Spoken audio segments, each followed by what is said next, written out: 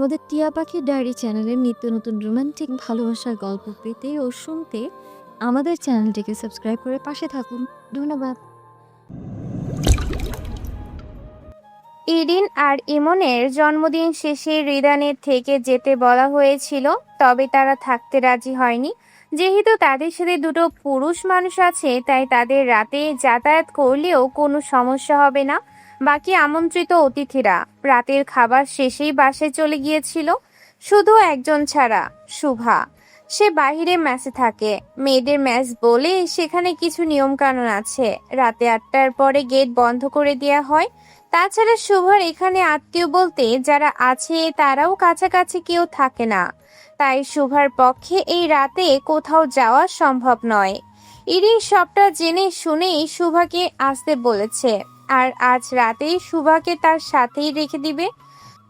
শুভা এর আগে কখনো এভাবে বান্ধবীদের বাসায় থাকেনি, তাই তার সংকোচ হওয়ার পাশাপাশি বেশ খুশিও লাগছিল। অপরদিকে রিদান চলে যাবে বলে ইরিন বারবার রিদানের আশেপাশে ঘুরঘুর করছিল, চাচ্ছিল রিদানের থেকে নিজেকে নিয়ে একটু প্রশংসার বাণী শুনতে। তবে রিদান তার দিকে বেশি একটা নজর দেয় না। স্টুডেন্টের বাসা বলে এখানে চুপচাপ বসে আছে। জন্মদিনের গিফট হিসেবে সুরাইয়া বেগম মেয়ের হাতে ফোন তুলে দেন, পাশাপাশি অনেক উপদেশও দেন। সারওয়ারের কথাতেই তিনি ফোনটা দিয়েছেন। এমনকি সারওয়ার নিজেও বোনকে বলেছে যাতে ফোনে বেশি ব্যস্ত না হয়। ইরিন হাসি মুখে তা মেনে নিয়েছে। এখন রিদানের কাছাকাছি যাওয়ার সুতা হিসেবে সে নিজের ফোন হাতে নিয়ে রিদানের পাশে গিয়ে বসে। রিদান তাকে পাশে বসতে দেখে একটু সরে বসে। ইরিন তার ফোনটা রিদানের দিকে এগিয়ে দিয়ে বলে, স্যার, একটু ফেসবুক আইডিটা খুলে দেন না, আমি পারি না এটা করতে।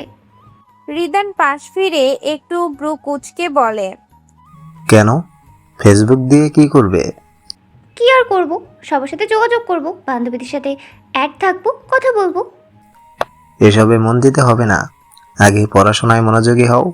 তোমার মা এখন ফোন হাতে দিয়ে আরও বিপদ বাড়ালো। কিছুই হবে না স্যার, আসলে আমি তো মাঝে মাঝে কলেজ মিস দিই, ফ্রেন্ডের থেকে তো পড়াটা নিতে পারবো। তাছাড়া কোনো দরকার পড়লে আপনাকেও নক দিয়ে পড়া জানা যাবে। রিদান কিছুক্ষণ ইরিনের দিকে তাকিয়ে থাকে। ইরিনের ভাব ভঙ্গি বোঝার চেষ্টা করে মেয়েটাও মোটেও গুছিয়ে কথা বলতে পারে না। ফেসবুকে তার সাথে অ্যাড হয়ে কি লাভ? লাভ তো হবেই না, বরং সত্যিই হবে। রিদানের ক্ষতি হবে। অলরেডি নিজের 12টা বাজিয়ে ফেলেছে। এখন মেয়েটা তার কাছে এসে আরো সমস্যা বাড়িয়ে দিচ্ছে। রিদান ফেসবুক আইডি খুলে দিয়ে বলে, পাসওয়ার্ড দাও তুমি। ইরিন ফোন হাতে নিয়ে একটু দাঁতে নখ কামড়ে বলে, এখন কিছুই মাথায় আসছে না, আপনিই দিয়ে দেন স্যার। রিদানের যেন কি হলো। সে এভাবে অন্যকে পাসওয়ার্ড জানিয়ে দেওয়ার অপকারিতা সম্পর্কে মেয়েটাকে না বুঝিয়ে নিজেই আইডির পাসওয়ার্ড দিয়ে দেয়।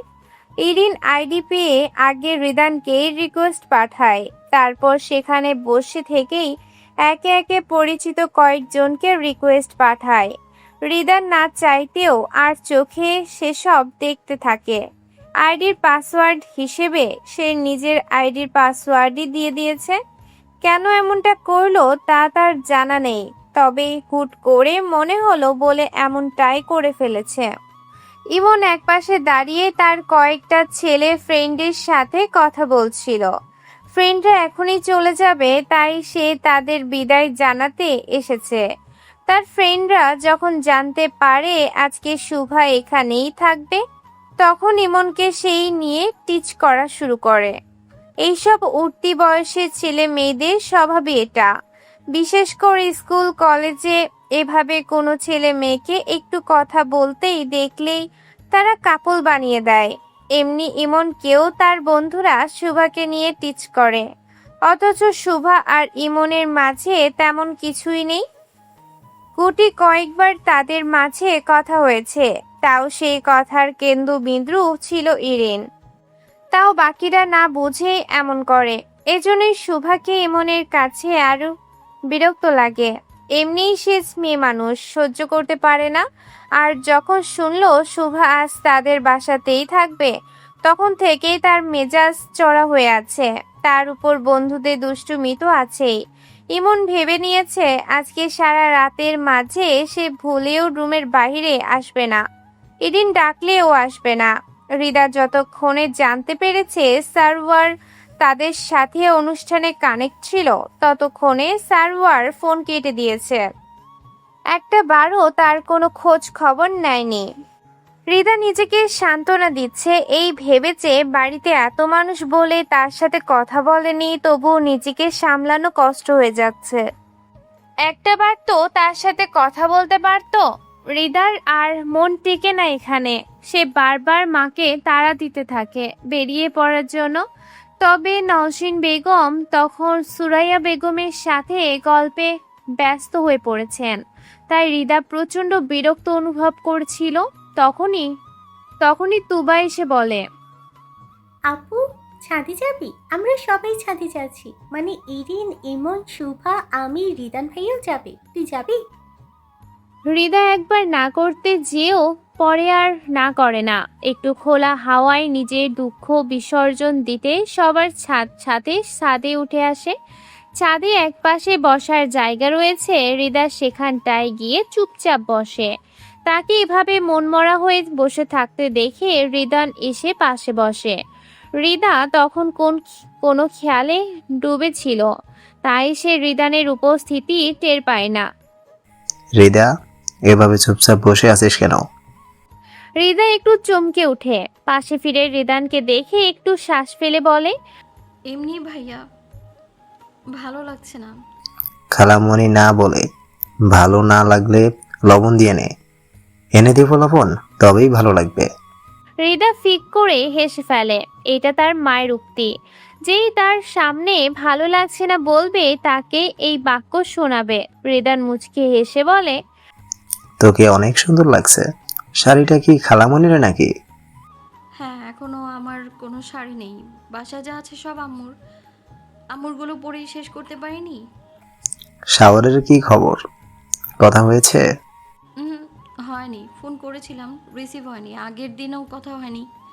হৃদাকে আবারও মনমরা হয়ে যেতে দেখে হৃদান বুঝে তার মন খারাপের কারণ সারওয়ার নিজেই। সন্ধ্যায় তো ঠিকই অনুষ্ঠানে যুক্ত হলো, তবে হৃদার সাথে কথা বলল না কেন? হৃদা হঠাৎ তার মাথাটা হৃদানের কাঁধে ফেলে দেয়। হৃদান কিছুই বলে না। ভালোবাসার মানুষের একটু অবহেলা যে ভেতরে কতটা পীড়া দেয় তা তো সে জানে। সে তো পুরুষ মানুষ, সহজেই নিজেকে সামলে নিতে পেরেছিল। তবে হৃদা তো পারছে না। ছোট থেকেই বড্ড নরম মনের মেশে, অল্পতেই কেঁদে কুটে সব একাকার করে ফেলতো। সেই মেয়েটা এখন মন খারাপ নিয়েও নিজেকে সামলানোর আপ্রাণ চেষ্টা করে। হৃদান যখন মাঝে নিজেকে গুটিয়ে নিয়েছিল, কারোর সাথে যোগাযোগ করতো না, তখন হৃদান নিজেই দৌড়ে তার কাছে গিয়েছিল। ছোট হয়েও বড় বোনের মতো তাকে বোঝানোর চেষ্টা করেছিল। সেসব মনে পড়লে হৃদানের এখন বেশ হাসি পায়। তার তো ব্যাপারটা ছিল অন্যরকম, তবে হৃদার ব্যাপারটা আরও সেন্সিটিভ। সারওয়ার তার স্বামীর থেকে অবহেলা পেলে নিশ্চয়ই কোনো মেয়ে সুখে থাকবে না। বাসায় ফিরে হৃদা ঘুমানোর প্রস্তুতি নিয়ে ফেলে। ওই বাড়ি থেকে খেয়ে এসেছে বলে আর খাওয়া প্রয়োজন নেই। বিছানায় শুয়ে সে ফোন হাতে নেয়। সন্ধ্যা থেকে এই পর্যন্ত যে কতবার সে সারওয়ারকে ফোন করার চেষ্টা করেছে তার কোনো ইয়ত্তা নেই। তবে সারওয়ার নিজে থেকে কিছুই করছে না বলে সে ফোন করতে সাহস করেনি। আর কহেই বা কি, সেই তো আগের মতোই ফোন বন্ধ কিংবা রিসিভ করবে না। অভিমানটা কেমন গলায় আটকে আছে, বেরোতেও পারছে না, আবার গিলতেও পারছে না। বুকটা কেমন জ্বালা করছে। এই জ্বালা থেকে পরিত্রাণ পেতে হৃদা চোখ বন্ধ করে নেয়। তার ঘুম প্রয়োজন। ঘুমালে নিশ্চয় বুকটা হালকা হবে। তার পাশে কেমন আরামে তুবা ঘুমাচ্ছে। মেয়েটার কোনো টেনশন নাই, তাই কেমন আরাম করছে। হৃদার একবার মনে হচ্ছে একটা লাথি মেরে তুবার ঘুমের 12টা বাজিয়ে দিক। সে কষ্ট পাচ্ছে আর ছোটটা কি সুন্দর ঘুমাচ্ছে। গভীর রাত, নিস্তব্ধ রুম। হৃদা পাশ বালিশ ধরে ঘুমাচ্ছে। ঠিক তখনই তার বালিশের পাশ থেকে ফোনটা ভাইব্রেট করে ওঠে। হৃদা চমকে ওঠে। আজকাল ঘুমটা অনেক পাতলা হয়ে গেছে, তাই তো ফোনের ভাইব্রেশনে সে জেগে উঠে গিয়েছে। তাড়াহুড়ো করে উঠে বসে ফোনটা হাতে নেয় সে। রাত প্রায় 3টা বেজে গেছে। এত রাতে ফোন আসায় বুকটা কেমন কেঁপে উঠেছে। সার্ভারের কিছু হলো নাকি, একটা অজানা দুশ্চিন্তা ভেতরটায় জেগে ধরেছে। হৃদা কাপা হাতে ফোনটা হাতে তুলে দেখে সার্ভারের নাম্বার থেকে কল এসেছে। সে দেরি না করে ফোনটা রিসিভ করে, সালাম দিয়ে ওপাশ থেকে উত্তরের আশা করতে থাকে। তবে সাথে সাথে উত্তর আসে না। কিছুক্ষণ সময় নিয়ে ফোনের ওপাশ থেকে সারোয়ারের গভীর পুরুষালী কণ্ঠস্বর ভেসে আসে। তোমায় আজ অনেক সুন্দর লাগছিল হৃদা, একদম অপরূপ সুন্দর রমণীয় লাগছিল। আমার চোখ যেন ঝলসে যাওয়ার উপক্রম হয়ে গিয়েছিল। সারোয়ারের এমন গভীর কণ্ঠস্বরে শুনে হৃদা থমকে যায়। কণ্ঠ শুনে মনে হচ্ছে যেন অনেক ক্লান্ত হয়ে আছে, নিজের উপর দিয়ে অনেক পরিশ্রম যাচ্ছে হয়তো। হৃদাকে কিছু না বলে চুপ করে থাকতে দেখে সারোয়ার পুনরায় বলে, ফোন করেছিলে দেখলাম। তাও পাত্তা দিলেন না, রিসিভ তো দূর, পাল্টা কল ব্যাকও করেননি। তোমাকে খবর তো নিয়েছে। গোলাপি শাড়িতে তোমার মনমরা মুখটা ভালোভাবে পর্যবেক্ষণ করেছে, পরিমাপ করার চেষ্টা করেছে। সেখানটায় কতটা অভিমান জমে আছে বোঝার চেষ্টা করেছে। কতটুকু পরিশ্রম করলে আমার বইয়ের মান ভাঙানো সম্ভব হবে। সারোয়ারের কণ্ঠের সেই গভীরতায় হৃদার মনের অভিমানগুলো ধীরে ধীরে গলতে শুরু করে। দুদিন ধরে না বলতে পারা কথা, না পাওয়ার সময় সব মিলিয়ে হৃদার চোখ ভিজে ওঠে। সে কাপা কণ্ঠে বলে ওঠে, আপনার কাছে আমি অপ্রয়োজনীয় হয়ে গেছি না? এই কথাটা সত্যি হলে আমি নিজে কষ্ট পেতাম না। তাহলে কেন অবহেলা করছেন? আপনি কি কোনো কারণে আমার উপর রেগে আছেন মেজর সাহেব? তাই বুঝি আমার সাথে কথা বলতে চাননি? তোমার সাথে রাগ করার কোনো কারণ আছে নাকি? তবে কেন এমন করছেন আপনি? আমার কাছে তুমি অনেক গুরুত্বপূর্ণ হৃদা, আর ঠিক সেই কারণেই তুমি একটু দূরে রাখতে হচ্ছে। এভাবে হেয়ালি কথা বলবেন না, আমি বুঝি না এইসব। আমায় বুঝিয়ে বলুন প্লিজ। সারোয়ার একটা দীর্ঘশ্বাস ফেলে বলে, একটা বড় বিপদের মুখে দাঁড়িয়ে আছে হৃদা। মনে হচ্ছে কিছু একটা ভুল তো হচ্ছে। বর্তমান অপারেশনটার পেছনে আমাদের কারো যোগাযোগ আছে হয়তো। তেমন হলে অনেক বড় সমস্যা হয়ে যাবে হৃদা। আমি এখনই শিওর না, তবে প্রেডিক্ট করছি এমন কিছুই হচ্ছে। তাহলে কি হবে? কিভাবে সব সামলাবেন আপনারা? দেখা যাক সামনে কি কি অপেক্ষা করছে। আশা করি সব ভালোই হবে। যোগাযোগ করা সম্ভব হয় না বলে তুমি অভিমান করে বসে থাকো, তাই একটু জানালাম তোমায়, যাতে যোগাযোগ না হলে তুমি আমায় ভুল না বলছো। আমি দুঃখিত। আমায় ক্ষমা করে দেবেন। আমি সত্যি আপনার কথাটা চিন্তা করিনি, শুধু ভুলই বুঝে গেলাম। এটা স্বাভাবিক, আমি কিছু মনে করিনি। তাছাড়া তুমি তো আমারই। রাগ করো, অভিমান করো, যা ইচ্ছা করো, আমি আছি তো তোমার সে অভিমান ভেঙে গড়িয়ে দিতে, আমার ভালোবাসা দিয়ে তোর মনের সকল দুঃখগুলো ভ্যানিশ করে দিতে। আপনার এইসব কথার জন্যই তো আমি একটু অভিমান করে থাকতে পারি না। আপনার কথায় কি কোনো জাদু আছে? সারোয়ার হেসে ওঠে। কি জানি, হয়তো আছে। আর থাকলেও সেটা শুধু তোমার উপরেই কার্যকর হয়, অন্য কারো উপর তার কোনো প্রভাব পড়ে না।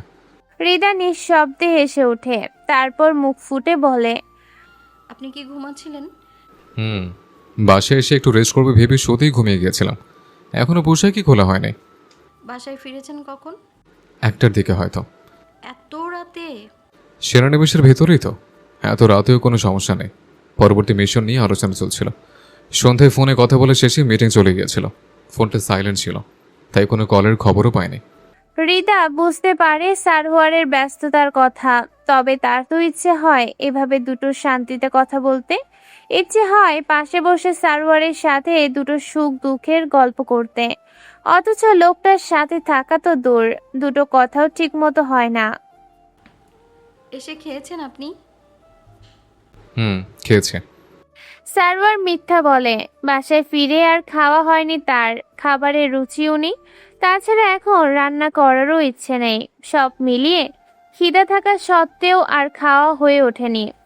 হৃদার বড্ড ইচ্ছে করছে একটু সারোয়ারকে কাছে পেতে, ইচ্ছে করছে লোকটার বুকে মিশে গিয়ে একটা শান্তির ঘুম দিতে, সারাদিন অপেক্ষা করে রাতে মধুর সময় কাটাতে।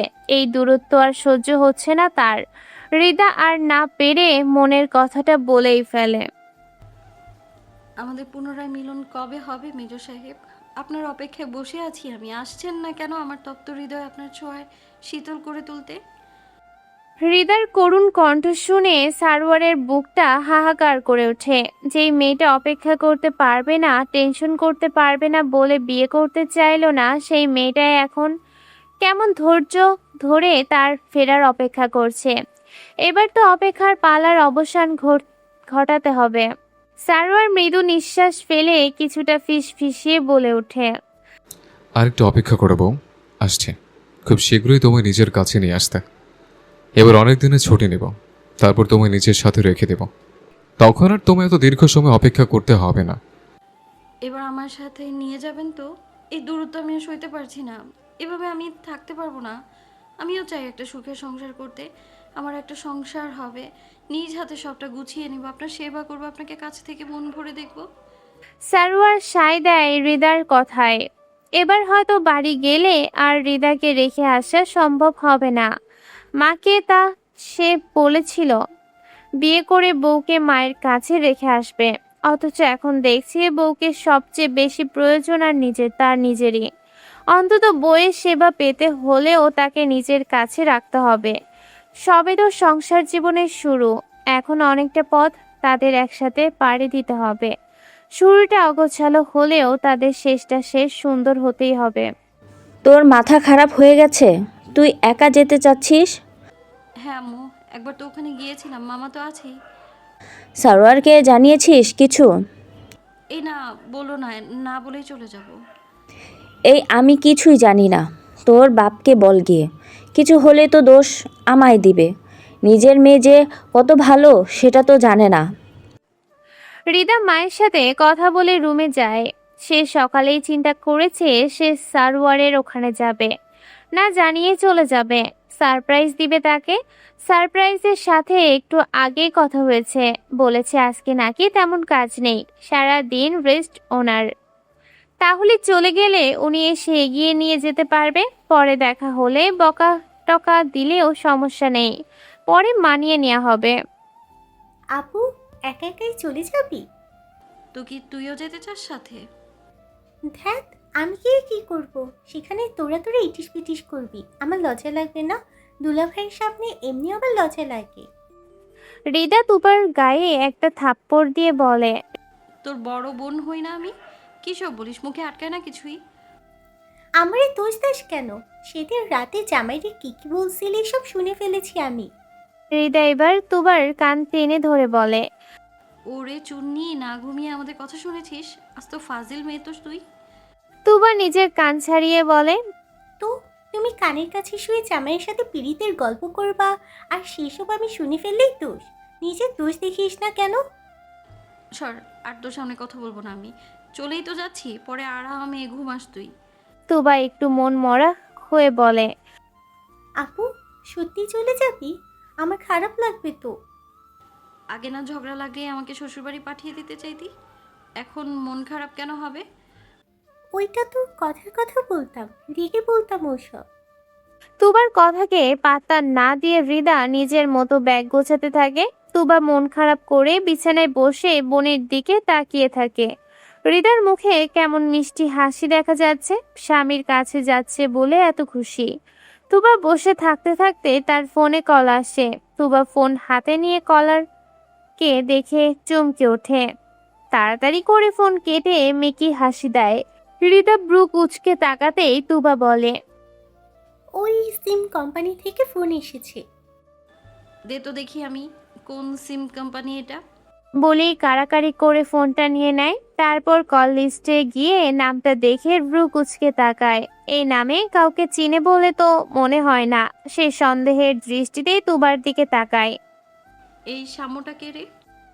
তুবা ধরা খেয়ে আমতা আমতা করে বলে, ওই ছেলেটা, কোন ছেলে?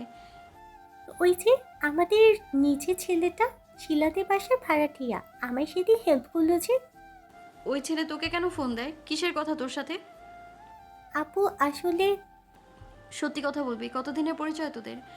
ভালোবাসা হয়ে গেছে? আপু আপু আগে শোন ভালো করে। কি শুনবো রে? তোর মতো মেয়ে এসব লাইনে যেতে পারে বলে তো আমি কখনো ভাবিনি। তুই আমার চিন্তাধারার উল্টো কাজ করে বসলি। ও ভালো ছেলে। ভালো ছেলে, কতটুকু চিনিস ওকে? আমি নিজেও তো চিনি না। তুবা, তুই এই ফাঁদে পা দিতে যাচ্ছিস। এসব কিছুই হবে না, ও কিছুই করবে না দেখিস। আমাকে শুধু বলেছে আমাকে ভালোবাসে, আমি এখনো কিছুই বলিনি। তাছাড়া সাম্য আমার কোচিংয়েই পড়ায়, পরিচয় ছাড়া তো তাকে কোচিংয়ে চাকরি দিবে না। তুই এসব থেকে সরে আসবি না বলছিস? আমি আমি ওকে পছন্দ করি, তবে উল্টোপাল্টা কিছু করব না, যা করব সবার অনুমতিতেই হবে। হৃদা রাগে কি বলবে বুঝতে পারছে না। তুবা তার ঘুষ জ্ঞান হারিয়ে বসেছে। কোথাকার কোন ছেলে তাকে না চিনেও ভালোবেসে বসে আছে। এই মেয়ে এমন বোকামো করবে বলে সে কখনো ভাবতেই পারেনি। সে তো আজকেই চলে যাবে। যাওয়ার আগে মাকে একটু টাচ দিয়ে যেতে হবে। সরাসরি সব বলে দিলে আম্মু মেজাজ হারিয়ে হাত তুলতেও দ্বিধাবোধ করবে না। তাই পরিস্থিতি যাতে স্বাভাবিক থাকে সেভাবেই সবটা জানিয়ে যেতে হবে। সারোয়ার সকালে একটু দেরিতেই ঘুম থেকে ওঠে। আজ ছুটি বলে তেমন তাড়াহুড়ো নেই। আলসেমি করে সকালে নাস্তা করে দুপুরে রান্না করার প্রস্তুতি নেয়। অনেকদিন পর তার একটু বিরিয়ানি খেতে ইচ্ছে করছে, কিন্তু সে বিরিয়ানি রান্না করতে পারে না। তাই মনের ইচ্ছাটা মনের ভেতরে চেপে রেখে সে ভাত তরকারি রান্না করে। তারপর কোনো কাজ না থাকায় শুয়ে থাকে। সিদ্ধান্ত নেয় আজকে একটু সময় করে হৃদার সাথে কথা বলবে। সেই ভাবনা অনুযায়ী সে হৃদাকে ফোন করে, তবে হৃদা ফোন রিসিভ করে না। পরপর 2-3 বার কল করলেও রেসপন্স পাওয়া যায় না। সারোয়ার একটু টেনশনে পড়ে গিয়ে শোয়া থেকে উঠে বসে। একটু সময় পরে আবারও কল করে, তখন ফোন রিসিভ হয়। হৃদা সালাম দিতেই সারোয়ার থমকে বলে, কোথায় তুমি? এতবার ফোন দেওয়া লাগে কেন? একবারও রিসিভ করতে পারো না? ফোনের ওপাশ থেকে প্রচুর গাড়ির আওয়াজ আসছে। সারোয়ার ব্রু কুচকে বলে, এই, তুমি কোথায়? বাইরে বেরিয়েছো কেন? তোমার না পরীক্ষা শেষ? এখন তো ক্লাস থাকার কথা না। হৃদা এপাশ থেকে বলে, আরে আমি বাইরে এসেছি, গাড়িতে এখন কলেজে এসেছিলাম, কিছু দরকারি কাগজপত্র তোলার ছিল। বান্ধবীকে বলে দিতে, ও তুলে এনে দিত। তোমাকে বাইরে বের হতে শুনলে আমার ভয় লাগে এখন। হৃদা হেসেও ফেলে। এখন থেকে আর ভয় পেতে হবে না, টেনশন যাতে না হয় তেমন কিছুই করছি আমি। কি বললে? স্পষ্ট করে বলো। পরে বলবো, গাড়ির হর্নে কিছুই শুনতে পারছি না। আচ্ছা, বাসায় গিয়ে ফোন করবে আমায়। হৃদা ফোন কেটে মুচকি হাসে। ঘন্টাখানিক হলো সে বাসে উঠেছে। রাস্তায় জ্যাম না থাকলে বিকেল দিকে এসে পৌঁছে যাবে। আজকে সারোয়ারকে একটা বড়সড় সারপ্রাইজ দিবে সে। এমন সারপ্রাইজ পেয়ে সারোয়ারের কেমন লাগবে সেটাই এখন দেখার পালা। বিকেল দিকে সারোয়ার ফোন হাতে বসেছিল, তখন হৃদাকে বলার পরও সে বাসায় গিয়ে ফোন করেনি। সে করতেই ফোন বন্ধ পেল, তাই একটু টেনশন করছিল। তখন হঠাৎ তার ফোনে সোহেল ইসলামের কল আসে। ওনার নাম্বারটা সে অনেক আগেই সেভ করে রেখেছিল। মাঝে 2-1বার কথা হয়েছে। সারোয়ারকে ফোন করে বাসায় যাওয়ার জন্য দাওয়াত করেছিল, তবে সারোয়ার সময় করে যেতে পারেনি। তাছাড়া তার বউ ছাড়া বউয়ের মামা বাড়ি যেতেও সংকোচ লাগছিল। সব মিলিয়ে যায়নি সে। তবে এখন হঠাৎই সোহেল ইসলামের কল দেখে সারোয়ার অবাক হয়। ফোন রিসিভ করতেই সেলিম সাহেব বলেন, সারোয়ার বাবা, তুমি কি বাসায়? জি মামা, কিছু হয়েছে কি? আসলে আমি একটু তোমাদের সেনানিবাসের বাইরেই এসেছি, এরও দরকার ছিল এদিকে, ভাবলাম দেখা করে যাই। আসবে নাকি? অবশ্যই মামা, আপনি একটু অপেক্ষা করুন, আমি এক্ষুনি আসছি। সারোয়ার ফোন কেটে তাড়াতাড়ি করে তৈরি হয়। তাড়াহুড়ো করে গেটে পৌঁছতে একটু দূরেই সেলিম সাহেবকে দাঁড়িয়ে থাকতে দেখে। সে এগিয়ে গিয়ে বলে, কেমন আছেন মামা? এখানে দাঁড়িয়ে ছিলেন কেন? গেটে আমার পরিচয় দিলেই হতো। আরে সমস্যা নেই, আসলে তোমার জিনিস তোমায় ফেরত দিতে আসলাম, আমাকে অফিস থেকে বের করিয়ে এনেছে। সারোয়ার কিছুই বুঝতে পারে না। তখনই তার চোখ পড়ে সেলিম সাহেবের পেছনে ব্যাগ হাতে দাঁড়িয়ে থাকা মেয়েটার দিকে। সে কিছুক্ষণ স্তব্ধ হয়ে তাকিয়ে থাকে। বিশ্বাসই হচ্ছে না সে সত্যি দেখছে নাকি একটা তার ক্লান্ত মনের ভুল। বিকেলের শেষ রোদে হৃদা দাঁড়িয়ে আছে, মুখের একপাশে রোদ এসে লাগছে। এক হাতে সে রোদ থেকে মুখকে আড়াল করার চেষ্টা করছে। চেহারায় ক্লান্তি মিশে আছে, তবে মুখে রয়ে গেছে সেই চিরচেনা মুচকি হাসি। সারোয়ার কয়েক পা এগিয়ে এসে হৃদার সামনে দাঁড়ায়। তুমি এখানে কি করছো হৃদা? কার কাছে এসছো? হৃদা মুচকি হেসে বলে, সারপ্রাইজ, একাই চলে এসেছি। আমি তো চিনি জায়গাটা, অবশ্য মামাই এগিয়ে দিয়ে গেল এই পর্যন্ত। সারোয়ার মুখ থমথমে করে বলে, সারপ্রাইজ বলছো? চলো ভেতরে, পরে তোমায় সাহায্য করছি। হৃদার পাশ থেকে তার ব্যাগটা নিজের হাতে নেয়। হৃদা মুখ ভার করে সারোয়ারের সাথে আগায়। সারোয়ার সেলিম সাহেবকে বলে, চলুন মামা, ভেতরে চলুন। না বাবা, আজকে সম্ভব না। আমি অফিস থেকে বেরিয়ে এসেছি, আবার ফেরত চলে যেতে হবে। মেয়েটা না জানিয়েই চলে এসেছে, হঠাৎ করে নাকি সিদ্ধান্ত নিয়েছিল। থাকো তবে তোমরা, আমি যাই।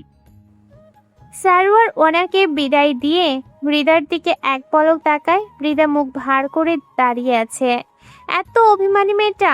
সে একটা শ্বাস ফেলে হৃদার এক হাত চেপে ধরে ভেতরের দিকে আগায়। হৃদা সমান তালে হাঁটতে থাকে, তার অপর হাতে ফোন ধরা।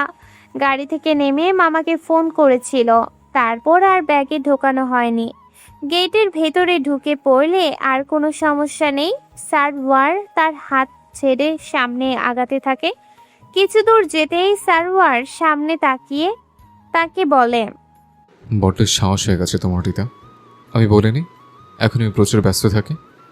তবে এখন একদমই সময় দিতে পারবো না আমি। হৃদা নরম সুরে বলে, লাগবে না আপনার সময় দেওয়া, অন্তত আপনাকে কাছে থেকে তো দেখতে পারবো আমি। সারাদিন শেষে রাতে যখন বাসায় আসবেন তখন আপনার সেবা করতে পারবো আমি, যেমনই পারি। একটু রান্না করে খাওয়াতে তো পারবো, রাতে আপনার বুকে মাথা রেখে তো ঘুমাতে পারবো। লাগবে না তো আপনার সময় দেয়া, আর আমি নিজ থেকে সুযোগ মতো আমার সবটুকু আদায় করে নেব। এবার সারওয়ার পাশে তাকায়, তারপর নিচু স্বরে বলে, চলো তবে, আমার সাথে থাকার অনেক শখ তো তোমার। আগের বারের আমার বাসার কথা ভুলে গেছো তো? সমস্যা নেই, আমার মনে করানোর দায়িত্ব আমার। গতবার যেটা অপূর্ণ ছিল সেটাই এবার সম্পন্ন করব। এবার এক নতুন সারোয়ারকে আবিষ্কার করবে তুমি। বলেছিলাম তো আমি এক একজনের কাছে এক এক রূপ প্রকাশ করে। তবে বুঝে নাও আমার ওয়াইফের সামনে আমি কোন রূপে থাকতে পারি। হৃদা থমকে দাঁড়িয়ে বলে। সারোয়ার কিছু দূর এগিয়ে পেছনে তাকায়, হৃদাকে একটু দূরেই দাঁড়িয়ে থাকতে দেখে বলে, কি সমস্যা, আসছো না কেন? আমি যাব না। কেন আসবে না, ভয় পাচ্ছ? হৃদা মিথ্যা বলে না, সে উপর নিচ মাথা নাড়ায়। তার এমন ভয় পাওয়া দেখে সারওয়ার আড়ালে মুচকি হাসে, তারপর সিরিয়াস ভঙ্গিতে বলে, সাথে আসলে আসো, নয়তো থাকো এখানে, আমি আর তুমি খুঁজতে আসবো না। সারওয়ার সত্যি সত্যি একা একা এগিয়ে যেতে থাকে। হৃদা কিছুক্ষণ মুখ গোমরা করে দাঁড়িয়ে থাকে, তবে হঠাৎই সেখানে একটা কুকুর দেখে হৃদা তাড়াতাড়ি করে সামনে আগায়। তার আবার কুকুরে ভীতি আছে। ততক্ষণে বিকেল পেরিয়ে সন্ধ্যা নেমে গেছে। চারপাশে দিনের আলো কমে যাওয়ায় রাস্তায় কৃত্রিম আলো জ্বালিয়ে দেওয়া হয়েছে। ল্যাম্পপোস্টের আলোয় চারপাশ আলোকিত হয়ে আছে। সারওয়ার একবার পেছনে তাকিয়ে হৃদাকে এগিয়ে আসতে দেখে আর কিছুই বলে না। স্ট্রিট লাইটের আলোয় রাস্তায় সারওয়ারের ছায়া পড়ছে। হৃদা সেই ছায়া অনুসরণ করে যেতে থাকে, মাথা তুলে একবারও সামনে তাকায় না। রাস্তার যে অংশে সারওয়ারের হাতের ছায়া পড়েছে, হৃদা সেখানটায় নিজের হাতের ছায়া মেলানোর চেষ্টা করেছে। তার সম্পূর্ণ মনোযোগ এখানে থাকায় সে একবারও খেয়াল করে না রাস্তার এক পাশে পড়ে থাকা ইটের টুকরোর দিকে। ফলস্বরূপ হঠাৎই সে সেই টুকরোয় পা বেজে পড়ে যেতে নেয়, আর ধুম করে গিয়ে সারওয়ারের পিঠের সাথে কপালে ধাক্কা খায়। ধাক্কা খেয়ে হৃদা মাথা তুলে কপালে হাত ঘষতে থাকে। সারওয়ার পেছনে তাকিয়ে বলে, এখনো ছোটদের মতো বসে আছো, বাচ্চাদের মতো খেলা করছো কেন? কোথায় বাচ্চাদের মতো করছি? নাকি আজ আমার হাত থেকে বাঁচার জন্য আমার বাচ্চাদের মতো বিহেভিয়ার করছো? আমি মোটেও বাচ্চাদের মতো বিহেভ করিনি। তাহলে বলছো তুমি বড় হয়ে গেছো? বাহ, তবে তো ভালোই। আজ রাতে তবে আমায় বাড়তি টেনশন করতে হবে না।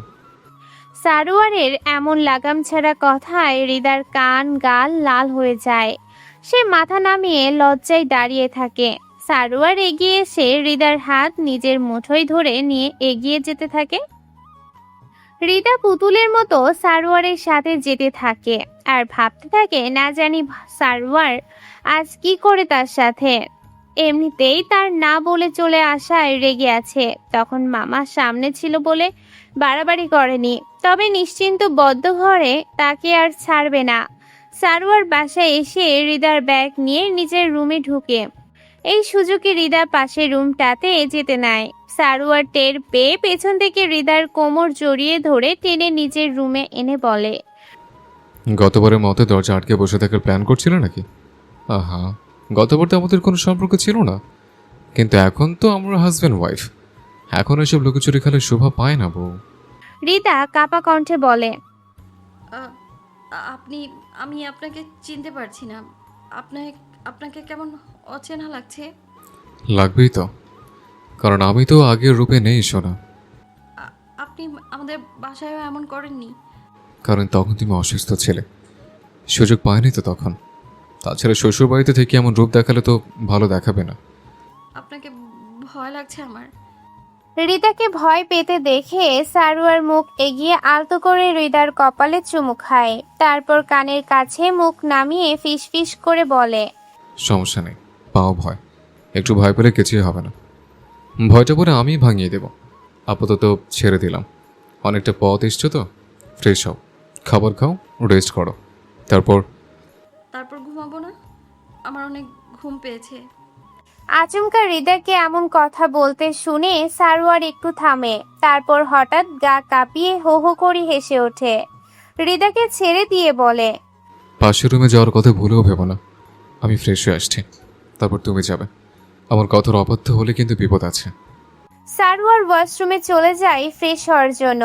হৃদা ছাড়া পেয়ে তাড়াতাড়ি বিছানায় গিয়ে বসে ঘন ঘন শ্বাস ফেলতে থাকে। এসে থেকেই লোকটার যে রূপ দেখছে সে, বাকি দিনগুলি কাটাবে কিভাবে?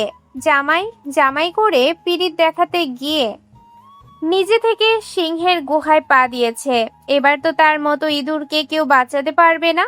সারোয়ার বের হলে হৃদা নিজেও ফ্রেশ হয়ে আসে। সে আসতেই সারোয়ার রান্না করার উদ্দেশ্যে রান্নাঘরে যায়। হৃদা নিচেও পিছু পিছু যায়। সারোয়ার জিজ্ঞেস করে, তুমি রুমে যাও, শুয়ে রেস্ট করো, আমি রান্না শেষ করে রাখবো। এমনিতে তো না জেনেই চলে এসছো, আগে বললে রান্না করে রাখতাম। আগে বললে তো আসতেই না করে দিতেন, রান্না করে খাওয়ানো তো দূরের কথা। কথাটা বিড়বিড় করে বললেও মুখে বলে। আজকে আমি রান্না করি। সারোয়ার ব্রু কুচকে বলে, পারবে তুমি রান্না করতে? কেন পারবো না? আপনার কি মনে হয় আমি কিছুই করতে পারি না? অবশ্যই পারো, তুমি পারো অভিমান করতে, পারো এটুকুতে মন খারাপ করে ফেলতে, আর পারো ফোনের ওপাশ থেকে খালি কাছে আসার কথা বলে হৃদয়ের জ্বলন্ত আগুনে ঘি ঢেলে দিতে। আমি মোটেও ওসব করি না। হ্যাঁ, তুমি করো না। এসব করে শুধু আমার একমাত্র বউটা, যার এতদিনে আমাকে জানানোর সকল শোধ তুলবো আমি আজ। নিজে থেকে যখন ভালোবাসা পেতে এসছো, তখন তোমার ইচ্ছে পূরণ করার দায়িত্বটা আমার। বাই দ্য ওয়ে, আজ কিন্তু আমার সম্পূর্ণ ছুটির দিন। হৃদা যথাসম্ভব সারোয়ারের কথা ইগনোর করতে চায়, তাই বলে, কি রান্না করব? তুমি কি রান্না করতে পারো? আপাতত বিরিয়ানি রান্না করতে পারি। বাসায় কয়েকবার করেছিলাম শখের বশে, বাসা সবাই খেতে পেরেছে। আপনিও পারবেন আশা করি। সারোয়ারের হঠাৎ মনটা অনেক ভালো হয়ে গেল।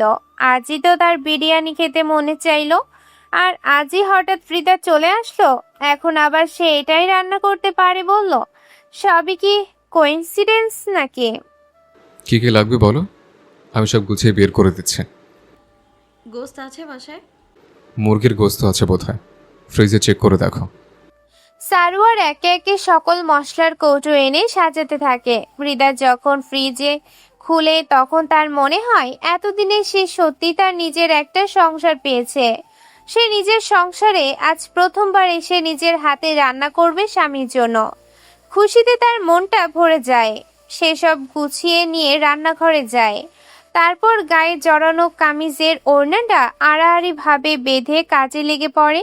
বিরিয়ানি এর আগেও কয়েকবার রান্না করায় তার এটা নিয়ে অনেক কনফিডেন্স আছে। তার রান্নায় সারোয়ার তাকে সাহায্য করতে থাকে, তবে তার নজর বেশিরভাগ হৃদার দিকেই ছিল। কেমন বেহায়ার মতো সে নিজের স্ত্রীর সৌন্দর্য উপভোগ করতে থাকে। রান্নায় মনোযোগী হৃদা টেরও পায় না তার স্বামী তাকে কিভাবে চোখ দিয়ে গিলে খাচ্ছে।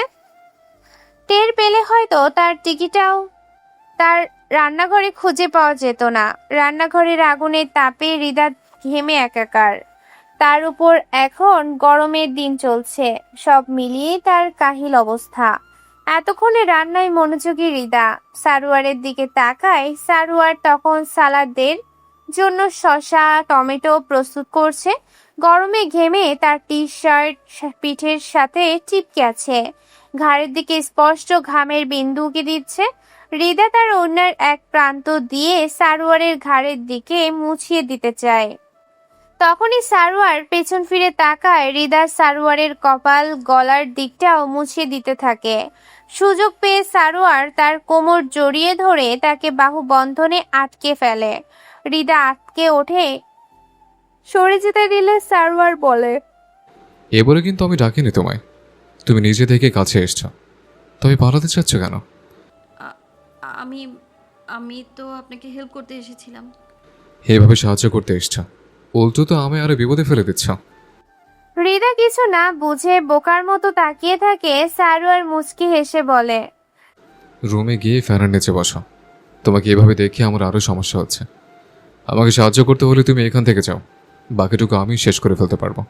সারা পেয়ে হৃদা তাড়াতাড়ি দৌড়ে রান্নাঘর থেকে পালায়। সারোয়ারের কথাবার্তা, ঘোর লাগানো দৃষ্টি তাকে শিহরিত করে তুলছে। এখন নিজেকে বাঁচাতে হলে এখন থেকে পালানোই শ্রেয়। হৃদাকে এভাবে দৌড়ে যেতে দেখে সারোয়ার হেসে ফেলে। তারপর সে একে একে বাকি কাজটুকু সেরে ফেলে। সব শেষ করে টেবিলে রেখে আসতে তার একটু সময় লাগে। রুমে এসে দেখে হৃদা রেস্ট করার নামে বিছানায় শুয়ে ঘুমিয়ে গিয়েছে। সারওয়ার অবাক হয়, এত তাড়াতাড়ি ঘুমিয়ে গেল কিভাবে মেয়েটা। পরে বুঝে সারাদিনের পরিশ্রমে সে ক্লান্ত হয়ে পড়েছে, তাই আর নিজেকে সামলাতে পারছে না। সে চুপচাপ হৃদার পাশে এগিয়ে বসে। এলোমেলো ভাবে ঘুমানোয় হৃদার মাথার চুলগুলো এলোমেলো হয়ে আছে, গায়ের ওড়নাও একপাশে পড়ে আছে। সারওয়ারও সেসব না ভেবে হৃদার চুলগুলো কানের পেছনে গুছিয়ে দিয়ে মৃদু স্বরে হৃদাকে ডাকতে থাকে। ঘুমের ঘোরে থাকায় হৃদা একটু নড়চড় করে আবারও স্থির হয়ে যায়। তবে তাকে তো রাতের খাবার খেতে হবে, এত কষ্ট করে রান্না করে না খেয়ে ঘুমালে চলবে না। তাই সে জোর করে হৃদাকে ঘুম থেকে টেনে তুলে। এভাবে টেনে তোলায় হৃদা বিরক্ত হয়, চোখ মুখ কুঁচকে বিরক্ত নিয়েই খাবার টেবিলে বসে। সারোয়ার নিজেই তাকে খাবার বেড়ে দেয়। হৃদা আদৌ ঘুমে বসে আছে। ঘুমে তার চোখ দুটো কেমন ভারী হয়ে আছে। তাড়াতাড়ি খেয়ে তারপর গিয়ে শুয়ে ঘুমাও, এখানে বসে বসে ঘুমাতে হবে না। হৃদা অল্প মাথা নেড়ে বলে, খাবার মজা হয়েছে? তুমি রান্না করেছো বলেই মজা হয়েছে। হৃদা হেসে ফেলে। দুজনে খেয়ে একসাথে রুমে আসে। হৃদা বিছানায় শুয়ে পড়তেই সারোয়ার এসে তাকে বুকে জড়িয়ে ধরে শুয়ে পড়ে। তারপর হৃদার কানের কাছে মুখ নিয়ে বলে, ভালোই ফোন দিয়ে এটেছো তুমি বউ, ঘুমের ভাব দেখিয়ে আমার কাছ থেকে বাঁচার চেষ্টা। তবে লাভ কি? দিন শেষ হতে সে আমার কাছে আসতে হবে তোমার। আজ আমি ছাড় দিয়েছি বলে বেঁচে গেলে, তবে যেদিন ধরবো সেদিনে ছাড় পাবে না তুমি। হৃদা চুপচাপ ঘুমের ভাব করে শুয়ে থাকে। সত্যি বলতে তো তার খাবারের সময় ঘুম ভেঙে গিয়েছিল, তারপরও এমন ভাব ধরে বসেছিল।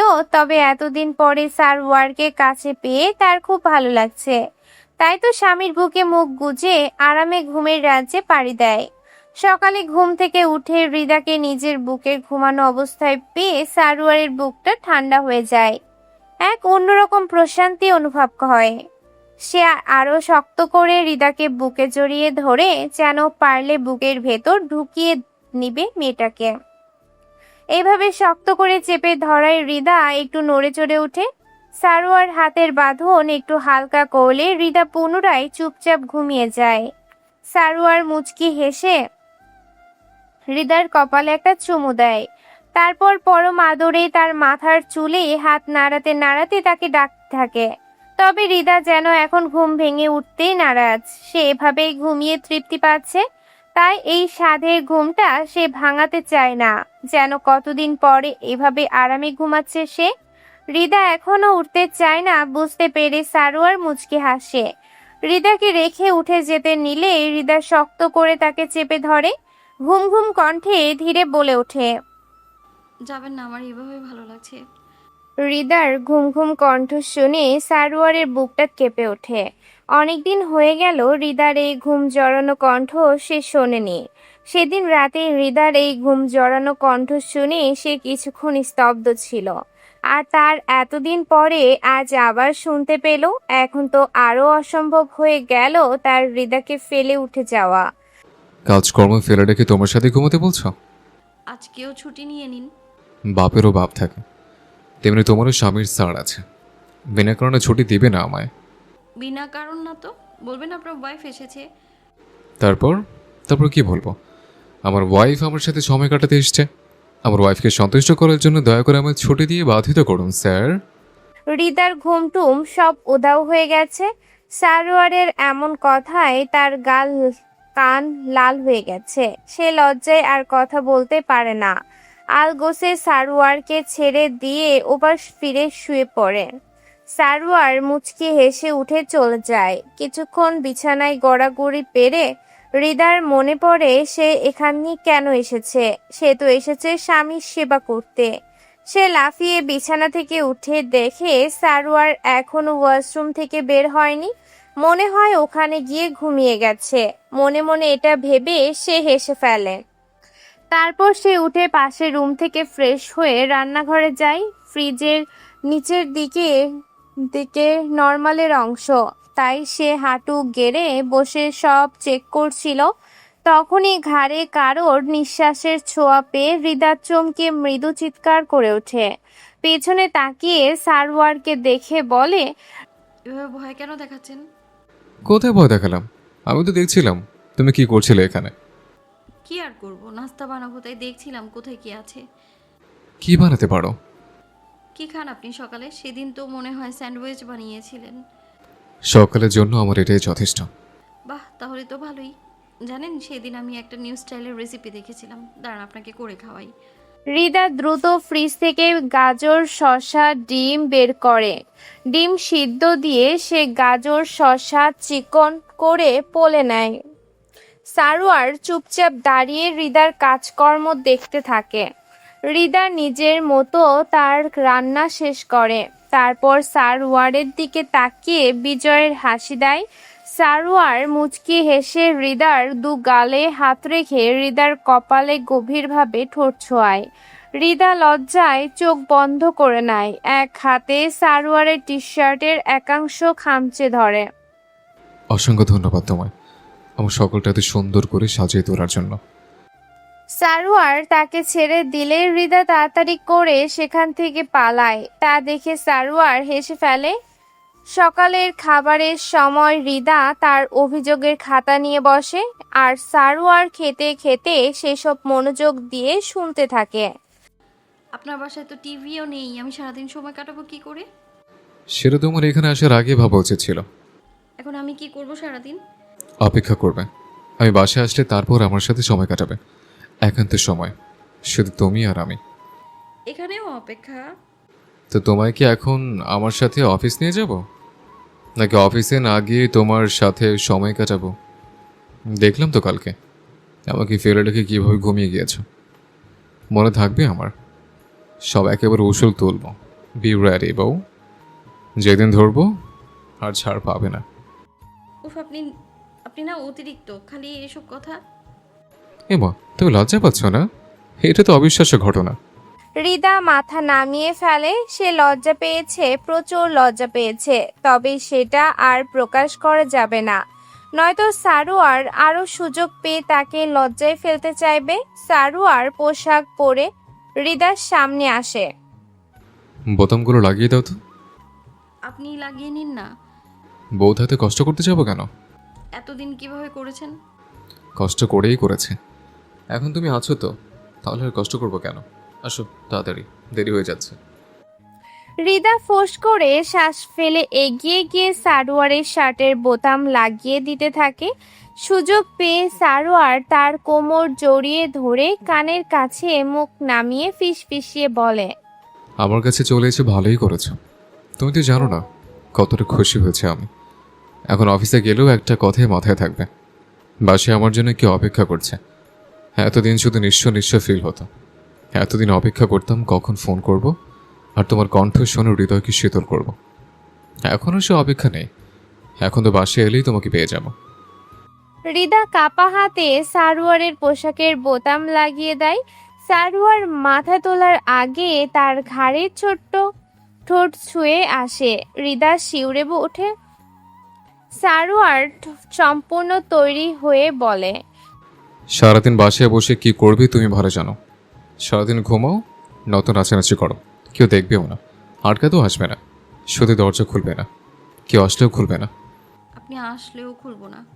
সারোয়ার কিক করে হেসে ফেলে, বলে, আমার সাথে দুষ্টুমি না? কিছু দরকার হলে ফোন করবে। সারাদিনে আমাদের বাসাটা পর্যবেক্ষণ করো, কোথায় কি আছে দেখে নাও, আর যা করতে মন চায় করো গিয়ে। বই খাতা তো আনোনি, পড়াশোনা তো নেই। হৃদা তেতে উঠে বলে, এখন আবার কিসের পড়াশোনা? আমার সেকেন্ড ইয়ার ফাইনাল শেষ তো, এখন আমার ছুটি চলছে। বাহ, এই বেলায় তো মুখ ভালোই চলে। এখনও যদি বলি আমার জন্য সেজেগুজে পরিপাটি হয়ে বসে থাকবে, তখন তো মুখ বন্ধ হয়ে যাবে, দেখা যাবে লজ্জায় কোনো কথাই বলছে না। হৃদা আবারও লজ্জা পেয়ে সারোয়ারের হাতে খামচে ধরে, মিনমিন করে বলে, আপনার এখানে আসারটাই ভুল হয়েছে আমার। আগে যদি জানতাম আপনি এমন, তবে ভুলেও আসার চিন্তা করতাম না। কিন্তু আমি তো তোমার সাথে আনার পরিকল্পনা করেই ফেলেছিলাম। ভেবেছিলাম ঈদের ছুটি কাটিয়ে তোমার সাথে নিয়ে আসতাম। তবে এখন দেখছি আমার বউয়ের নিজেরই তর্স হচ্ছিল না, নিজে থেকে চলে এসছে আমার কাছে। এই জানতো, এখন দেরি হচ্ছে না আপনার? অসভ্য পুরুষ। রাতে দেখা হচ্ছে, অপেক্ষা করো, আবার ঘুমিয়ে পড়ো না জানো। সারোয়ার বেরিয়ে যেতে হৃদা দরজা আটকে দেয়। লজ্জা পেতে থাকে সে। লোকটা এক রাতেই তাকে লজ্জা দিয়ে শেষ করে ফেলেছে। তাহলে বাকি দিনগুলো কিভাবে কাটাবে ভাবতেই হৃদার লজ্জার সীমা থাকে না। এখন একা ঘরে কি করবে বুঝতে না পেরে সে এমনি বসে থাকে। সারোয়ার তো দুপুরে বাসায় আসবে না, একেবারে রাতে আসবে। তাহলে সে দুপুরে হালকা পাতলা কিছু খেয়ে বসে থাকবে, তারপর একেবারে রাতের রান্না করতে হবে। গতকাল আসার পর আর শাশুড়িকে ফোন করা হয়নি। সারোয়ার একবার কথা বলেছিল মায়ের সাথে, তাই এখন হৃদা ফোন করে। তবে ফোনটা রিসিভ করে ইরিন। হৃদার কণ্ঠ শুনেই আগে কতগুলো অভিযোগ করে দেয়। এটা তুমি একদম ঠিক করো নাই ভাবি। যাওয়ার আগে একবার আমাকে বলে যেতে, আমিও তোমার সাথে চলে যেতাম। জানো ভাইয়া এখনো আমাকে একবারও ঘুরতে নিয়ে গেল না। ভাইয়া একটু ভালো না। হৃদা হেসে বলে, ক্ষমা করো ননদিনী, পরের বার আর এই ভুল হবে না। এর পরের বার মাকে সহ তোমাদের দুজনকেও সাথে নিয়ে আসবো। আমরা অনেক অনেক জায়গায় ঘুরবো। তোমার ভাইয়ার কোনো অনুমতির প্রয়োজন হবে না। ইরিন খুশি হয়ে যায়। হৃদা একটু শাসন করে বলে, তুমি আজও কলেজে যাওনি ইরিন? রিদান ভাইয়া এমনি এমনি তোমার নামে বিচার দেয় না। তোমার ভাইয়া আস্ত একটা খাটাস একটা লোক। সেদিন আবার আমার নামে বিচার দিয়েছিল। কেন জানো? আমি একটা ছেলের সাথে একটু কথা বলেছিলাম, সেটা দেখে বলে আমি নাকি ছেলেটার সাথে অন্য কিছু করি। কিন্তু ছেলেটাই আমার কাছে ইমনের কথা জিজ্ঞেস করছিল। আমার কি দোষ এখানে? রিদান মনে হেসে ফেলে। রিদান যে পুনরায় কারোর মায়ায় জড়িয়েছে সেটা সে অনেক আগেই টের পেয়েছে। প্রথম টের পেয়েছে ইরিন ইমনের জন্মদিনের দিন। সেদিন ছাদের উপর রিদানের কাঁধে মাথা হেলিয়ে সে বসেছিল। রিদান তখন তাকে সান্ত্বনার বাণী শোনালেও তার চোখ ছিল দুষ্টুমি করা ইরিনের দিকে। সেদিন ইরিনকে গিফট করা বক্সটাতে একটা পেন্ডেন্ট ছিল। ইরিন সেটা হৃদাকে দেখিয়েছিল। রিদানের এই পেন্ডেন্টটা গিফটে দেয়া দেখে হৃদা অবাক হয়েছিল, কারণ এটা ছিল রিদানের সবচেয়ে পছন্দের একটা পেন্ডেন্ট। কলেজ লাইফে থাকতে টাকা জমিয়ে কিনেছিল, বলেছিল এটা তার কাছেই থাকবে। তার লাইফের প্রিয় মানুষটাকে সে এই পেন্ডেন্টটা গিফট করবে, আর অবশেষে সেটা ইরিনের কাছেই পৌঁছেছে। হৃদা এটা নিয়ে রিদানকে প্রশ্ন করলে রিদান কোনো উত্তর দেয়নি, শুধু মুচকি হেসে চলে গিয়েছিল। তখনই হৃদা বুঝেছে রিদানের মনের কথাটা। হয়তো স্টুডেন্ট বলে স্বীকার করতে ভয় পাচ্ছে, তবে হৃদা এই ভেবেই খুশি আর তার ভাই আবারও কাউকে ভালোবেসেছে, নতুন করে বেঁচে থাকার পথ খুঁজে পেয়েছে। হয়তো ইরিনের কাছেই তার জীবনের সমস্ত না পাওয়াগুলো খুঁজে পাবে। মেজর সারোয়ার, আপনার টিমকে প্রস্তুত হতে বলুন। কয়েকদিনের মাঝেই আপনাকে অপারেশনে নামতে হবে। অবশ্যই ব্যাকআপ টিম থাকবে, তবে এই মিশনে আপনি প্রধান হিসেবে দায়িত্বে থাকবেন। ইয়েস স্যার, আমার টিম প্রস্তুত আছে। সঠিক সময়ে আমরা কাজে নেমে পড়ব। এবার কিন্তু মাস্টারমাইন্ডকে ধরতেই হবে। উপরমহল থেকে অনেক চাপ আসছে, এখনও কিন্তু মিসিং রিপোর্ট আসা বন্ধ হয়নি। দলটা এখনও সক্রিয় থেকে তাদের কার্যক্রম চালিয়ে যাচ্ছে। দেশ ছাড়ার আগেই মাস্টারমাইন্ড সহ মিসিং নারীদের উদ্ধার করতে হবে। ওকে স্যার, আমরা সকল পরিকল্পনা করে রেখেছি। সময় মতো আমরা কাজে নেমে পড়ব। ইনশাল্লাহ আমরা এবার দলের লিডারকে ধরতে সফল হব। সার্ভার তার টিমকে নিয়ে এবারের অপারেশনের সকল রোড ম্যাপ তৈরি করতে থাকে। কোন রোডে তারা তাদের কার্যক্রম চালিয়ে যাবে তার সকল নকশা তৈরি করে নিয়েছে। এখানকার যেসব বর্ডার এলাকা এসব অবৈধ কাজের রেড জোনে আছে সেসব চিহ্নিত করা হয়েছে। তবে সারোয়ারের ধারণা মতে এবার তার ভিন্ন কিছু জড়ার চেষ্টা করবে, তাই কোনো কিছুতেই ছোট হিসেবে ভাবা যাবে না। তাই রেড জোনের বাহিরের এলাকাগুলোতেও সতর্কতা অবলম্বন করতে হবে। এমন একটা সময় রিদার এখানে আসা নিয়ে সারওয়ারও মোটেও যথেষ্ট সন্তুষ্ট হয়নি। তবে রিদার হাসি খুশি মুখ দেখে নিজেকে সামলে নিয়েছে। রিদা আসার আগে তাকে একবার জানালে সে অবশ্যই না করে দিত আসতে। তবে চলে যখন এসেছেই তখন আর ফিরিয়ে দেয়নি, বরং কাছে টেনে নিয়েছে যাতে মেয়েটা একটু বেশি খুশি থাকে। এমনিতেও তো বিয়ের পর থেকে দূরত্ব খেলাই চলছে, এখন না হয় একটু কাছে টানার গল্প চলুক। প্রাইভেটে এসে ইরিন রিদানের মুখোমুখি দাঁড়ায়। তাকে এভাবে সামনে দাঁড়াতে দেখে রিদান একটু হকচকিয়ে যায়। আশেপাশে তাকিয়ে স্টুডেন্টদের দেখে ইরিনকে টেনে একটু আড়াল করে দাঁড়ায়, তারপর কিছুটা ফিসফিসিয়ে বলে, সমস্যা কি তোমার? এভাবে পথ আটকাচ্ছ কেন? আমি তোমার স্যার হই, আর এখানে সবাই আমার স্টুডেন্ট। হ্যাঁ, তাই বলে কি কথা বলা যাবে না নাকি? আমার একটা গুরুত্বপূর্ণ কথা আছে আপনার সাথে। কি কথা? তাড়াতাড়ি বলো। আপনি আমায় কি গিফট দিয়েছেন? ওটা একটা পেন্ডেন্ট, শুধুই পেন্ডেন্ট। জানেন না, এসব গিফট করলে সম্পূর্ণ সেট গিফট করা উচিত। আমি কত দোকান খুঁজেও ম্যাচিং ইয়াররিং পাইনি। আমার এখন ম্যাচিং ইয়াররিং লাগবে। রিদান ব্রুকুচকে বলে, তো তুমি কি চাচ্ছ? এখন তোমায় ওসব ম্যাচিং ইয়ার রিংও কিনে দিতে হবে আমায়? অবশ্যই, দিলে সম্পূর্ণ সেট দিতে হবে। আরে ওটার আর কোনো সেট ফেট ছিল না, ওয়ান পিস জিনিস ছিল ওটা। মানি না, আমার ইয়াররিং লাগবেই লাগবে। রিদানের মাথা খারাপ হয়ে যায়। এই মেয়ে আবার কিসের জেদ নিয়ে এসেছে? সে কত বছর আগে কিনেছিল জিনিসটা, এখন এটার ম্যাচিং ইয়াররিং কোথায় পাবে সে? রিদান অনেকগুলো চেষ্টা করেও ইরিনকে মানাতে পারে না। হঠাৎই সেখানে 2-3টে ছেলে এসে দাঁড়ায়। তাদের দুজনকে এভাবে একসাথে দেখে কি সব করেছে। ততক্ষণে তারা সেখান থেকে চলে গিয়েছে। রিদানের মাথায় হাত পড়ে যায়। না জানি পরে এরা কি থেকে কি বানিয়ে দেয়। মান সম্মান বোধ হয় ডুবতে বসলো এবার। এই মেয়েটা তাকে জ্বালিয়ে মারবে, ভালোবেসে ফেসে গেছে।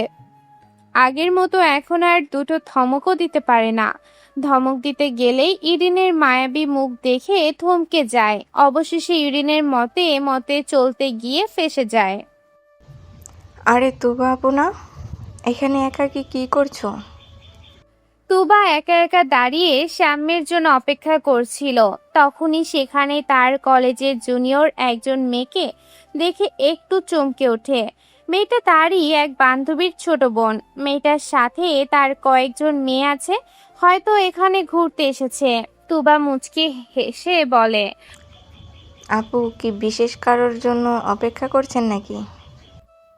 হ্যাঁ, ওইরকমই কিছু একটা। তুমি এখানে কি করছো? বান্ধবীরা ঘুরতে এসেছি। আপু তো বলতেন এসবের পাল্লায় কখনো পড়বেন না। কিভাবে ঘটলো এসব?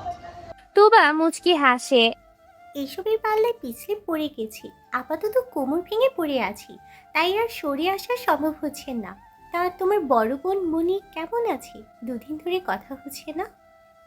আপু ভালো আছে। বাই দ্য ওয়ে, কংগ্রেচুলেশন আপু।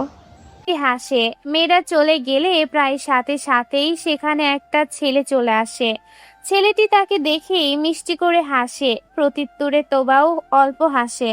পরক্ষণেই তুবা একটু অভিমানের কণ্ঠে বলে, অনেকক্ষণ অপেক্ষা করালেন আমায়। শাস্তিস্বরূপ এই ফলগুলো গ্রহণ করুন ম্যাডাম। শাম্য পেছন থেকে হাত সামনে এনে একগুচ্ছ ফুল তুবার দিকে বাড়িয়ে দেয়। তুবা একটু অভিমান করেছিল, তবে ফুলগুলো দেখে তার অভিমান ভেঙে যায়। সে হেসে ফুলের গুচ্ছটা নিজের হাতে নিয়ে নেয়। শাম্য পকেট থেকে আরো দুটো চকলেট বের করে দেয়। তুবা তার থেকে একটু দূরত্বে দাঁড়িয়েছিল। শাম্য নিজে থেকেই এবার তুবার হাত নিজের মুঠোয় ধরে নেয়। তুবার কাছে বেশ সংকোচ লাগছিল।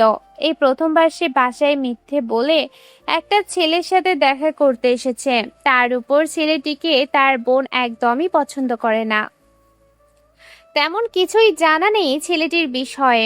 এইভাবে স্বল্প পরিচিত ছেলেটির সাথে সে সম্পর্কে জড়িয়ে গেল। এখন একাকী দেখাও করতে চলে আসলো। আদৌ কি ঠিক হচ্ছে? সে কিছু ভুল করছে না তো? হৃদা জানতে পারলে অনেক কষ্ট পাবে। ভাববে বোন হয়ে কেন বড় বোনের কথা শুনলো না সে।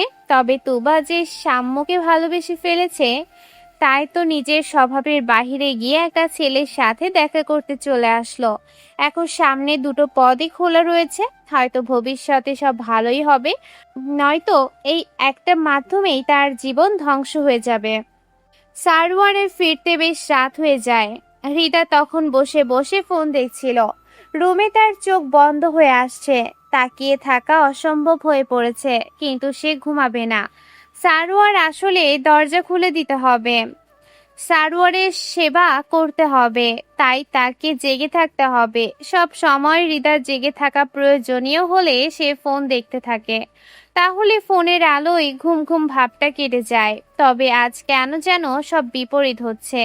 এমনিতে তার কখনো 9টা-10টার মাঝে ঘুম আসে না, তবে আজ 9টা বাজতেই তার চোখ বন্ধ হয়ে আসছে। প্রথমবারের মতো আজ নিজে দায়িত্ব নিয়ে রান্না বান্না করছে। একটু পরিশ্রম হয়ে গেছে, তাই হয়তো তার আনাড়ি শরীর সেটা সহ্য করতে পারছে না। হৃদা ফোন হাতে নিয়ে ঘুমে ঢুলেই পড়ছিল, তখনই বাসার কলিং বেল বাজে। হৃদা ধরফরিয়ে উঠে বসে। দ্রুত ওড়না সামলে দরজার কাছে যায়। দরজা পর্যন্ত যেতেই বাহির থেকে সারওয়ার মৃদু গলায় বলে, দরজা খোলো রেদা, আমি এসেছি। সাথে সাথে হৃদা দরজা খুলে দেয়। বলে, আমি কিছু বলার আগে কিভাবে বুঝলেন আমি দরজা পর্যন্ত চলে এসেছি? যেভাবে দৌড়ে এসেছো, আমি বাহির থেকে স্পষ্ট শব্দ শুনতে পেরেছি। সারওয়ার ভেতরে ঢুকে হৃদার হাতে একটা গোলাপ ফুল ধরিয়ে দেয়। হৃদা অবাক হয়ে ফুলটা হাতে নেয়। খুশি হয়ে নাকের কাছে গিয়ে ফুলের ঘ্রাণ অনুভব করে। তারপর কণ্ঠে অবাকের রেশ ধরে রেখে বলে, ফুলটা কোথা থেকে আনলেন? চুরি করে এনেছি। সারওয়ারের কণ্ঠ স্বাভাবিক। সে পায়ের কমপ্যাট বুট খুলতে খুলতে খুব স্বাভাবিক স্বরে কথাটা বলল। তার স্বাভাবিক কণ্ঠে এমন চুরি করার কথা শুনে হৃদা হকচকিয়ে যায়। কিছুটা আতঙ্কিত হয়ে বলে, ফুল আনার কি দরকার ছিল? এখন যদি তারা সিসি ক্যামেরায় আপনাকে চুরি করতে দেখে, যদি শাস্তি দেয়? সারওয়ার বুক উচকে বলে, শাস্তি দিবি কেন? সামান্য একটা ফুলই তো এটা।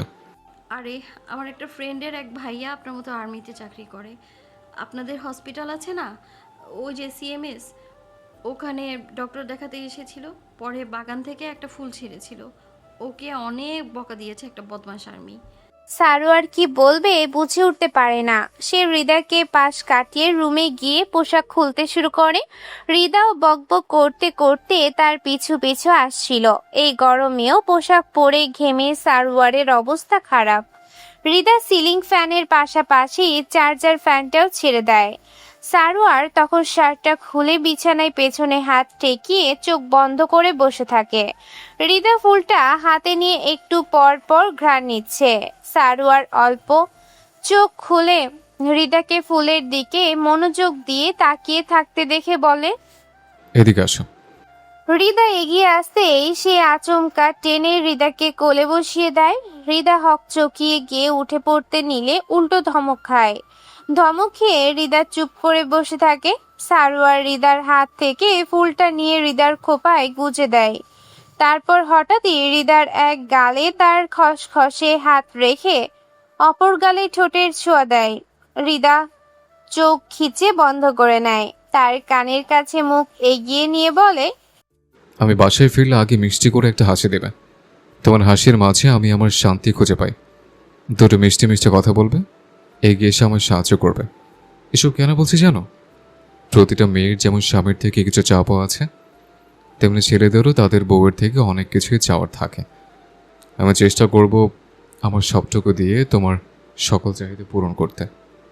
হৃদা চমকে উঠে বলে, আমি কি ভুল কিছু করেছি? আমি ঘুম পাচ্ছিল তো আমার অনেক, ঘুম ঘুম চোখে দরজা খুলেছি, কিন্তু আমি ফ্যান তো ছেড়ে দিয়েছি, রাতে রান্নাও করেছি, আম্মুকে ফোন করে জিজ্ঞেস করে সব ঠিকঠাকভাবে রেঁধেছি। আপনি ফ্রেশ হয়ে আসলেই খাবার দেব।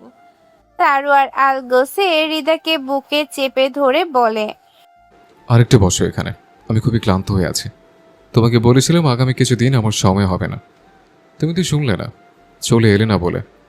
আমিও তো বলেছি আমার সময় লাগবে না, আমি যতটুকু পারবো আপনার সেবা করব, সেই জন্যই তো এসেছি আমি। কিন্তু আমার তো শান্তি হবে না, তোমার চাওয়া পাওয়াগুলো মেটাতে না পারলে আমি মন থেকে শান্তি পাবো না। আপনি বেশি ভাবছেন, আমার একমাত্র চাওয়া তো আপনি, আর কিছুই লাগবে না আমার। ভেবে বলছো তো? শুধু আমি হলে চলবে? আর কিছু লাগবে না?